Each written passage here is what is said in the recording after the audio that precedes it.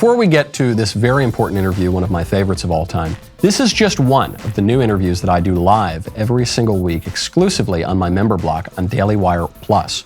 My show's member block includes many new segments, all while I hear directly from you live in the Daily Wire chat room. Click the link in the description below so you don't miss out. It is like a whole other YouTube channel away from the censors just for you. This story delighted me more than any story that I have read in weeks. It just came up in the New York Post, and the timing was absolutely magnificent as I sit here sipping on my PSL. Delicious. Thank you to my producer who got that for me, the great Jacob. Nebraska man shatters world record for longest trip in a pumpkin boat. That man would be Dwayne Hansen, a Southeast Nebraskan husband, father of two, now the Guinness Book of World Records holder for paddling 38 miles down a river in a gigantic, hollowed-out pumpkin. Mr. Hansen, thank you for coming on the show. You're welcome. Mr. Hansen, what impelled you to carve out a giant pumpkin and paddle it down the river? Well, it all started, I'm guessing probably 10 years ago, I started trying to grow these giant pumpkins. And I grow a lot of stuff. I thought I was pretty good at growing stuff. And it's really hard to grow giant pumpkins, really hard. And so 5 years ago, I went to Portland, Oregon to a giant pumpkin growing seminar for 3 days. Learned a lot of stuff. And finally this year, everything came together, right seed, right everything. And I grew Berta. And actually, I talked in Portland, Oregon, back up. I talked to a lady in Portland, Oregon that held the record at the time. I thought, wow, this is pretty cool. I want to do this. And so that's how it all got started. So, when you decided to start growing giant pumpkins, was it initially for the purpose of creating the pumpkin boat so that you could paddle it down the river? No. I had no idea that was even a thing. I mean, who does that? You know, I talked to this lady, and that's where I got the idea. And ever since, and that's what I want to do. And do you think the lady would be upset with you that you've now taken the record? No, I don't believe that for a second. I wouldn't be upset if somebody else got this record. And I got to stress, the Guinness people have to accept all my documentation before it's actually official. So I try to tell everybody that. So well, I hope that your press in the New York Post, your appearance on this show, will help the case for the Guinness World Record. Have you been a kind of Guinness World Record fan? I mean, forget about the pumpkin for a second. Was this in your mind at all? I'm trying to wrap my head around it because I think it's extremely cool and I love the story. And I think, frankly, this kind of story is just what makes me love America so much, is that Americans are so kind of out there that they'll just think up one day, hey, you know what? I'm going to grow a gigantic pumpkin and cut it in half and sail it down the river and get my name in a book. And I love the whole thing. But where does the seed, pun intended, for that kind of endeavor begin? I don't know. I get these ideas sometimes, and I actually have a new idea now. My daughter wants me to grow a pumpkin big enough so that me and her can get it and go down the river. I am not even sure if that's a record of any kind. I haven't looked. That's a new idea I got. I wonder if it's sort of horticulturally possible. That would need to be a significantly larger pumpkin. It's possible. According to my phone, I kind of keep up on the giant pumpkin stuff. Supposedly, there's somebody in the United States right now that has one that's doing 2,700 pounds.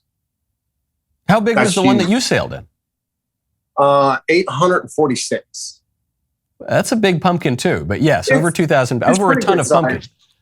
Yes, that will be, if it's true, that will be the new world's record. Now, are you a Are you a farmer by trade? I mean, No. I grew up on a farm, but a dad farm, but I actually work for a power plant. I push coal for a living. What do your coworkers think about this? Oh, they think I'm crazy. And what does your family think about this? Oh, my mom hated it. She thought we were all going to die, you know. But was it dangerous?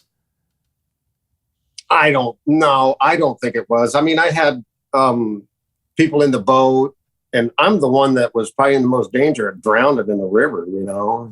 But I wasn't scared about that at all. So now, didn't even cross my mind. So now that you've done it, and I hope it goes into the Guinness Book of World Records, is the next step, I guess, is to do it in the bigger pumpkin with your daughter. Is there anything else on your mind? You say you get these kinds of weird ideas. Is there any other goal? You know, it's sort of like after Mark McGwire breaks the home run record, they say, "What do you do now?" He says, "I go to Disney World." Yeah.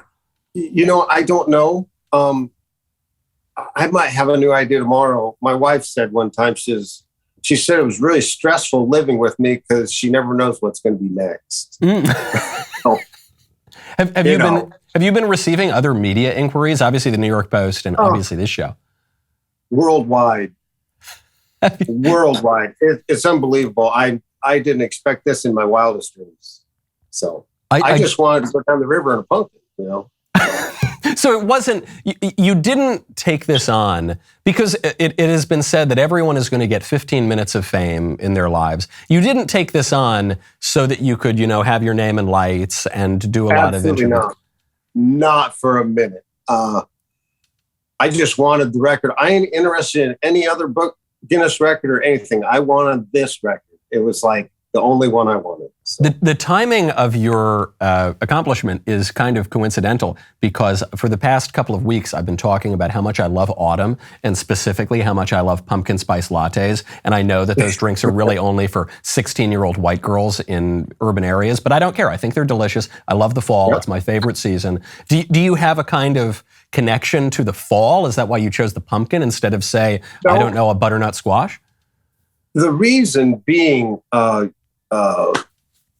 pollinated this pumpkin. I called her Bird all summer.